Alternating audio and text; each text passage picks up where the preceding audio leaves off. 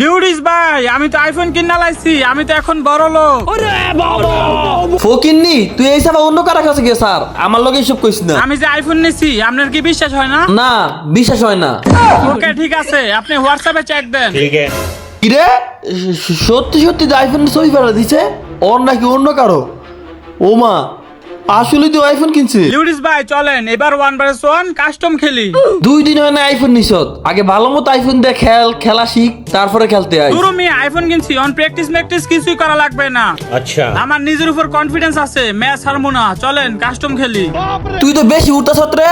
আচ্ছা শোন, যদি আমি কাস্টমার জিতি তাহলে কি বকো? জিতে পারলে আমরা বিরুদ্ধে 10,000 মানুষ স্কিপ করবো। ठीक है কি রে তুই কোন গাতার মধ্যে লুকাই রইছ? আমি তো আপনার সামনেই, আইফোনের যে মুভমেন্ট আপনি তো আমার সই দেখবেন না। अच्छा ওইটা সময়লে দেয়া যাইব নি। আরে ভাই বেশি মুভমেন্ট করতে যায়, আমার স্ক্রিন তো উপরে উঠে গেছে গা, স্ক্রিনের নাম তো না ভাই, আমারে মাইরেন না। আইফোন নিয়ে ভাব মারাও, মারতাম না কেরে? হ্যাঁ হাই হাই রে ভাই, আইফোনের সেনসিটিভিটি অনেক বেশি, কিছুই বুঝি না। কয়েকদিন খেলার পর আপনার লোক আরেকটা কাস্টম খেলুম। এবার লাইনে আইছ, 2 দিনে আইফোন নিছ, এও নিছ কাস্টম খেলতি। জিতলে কি না কথা ছিল?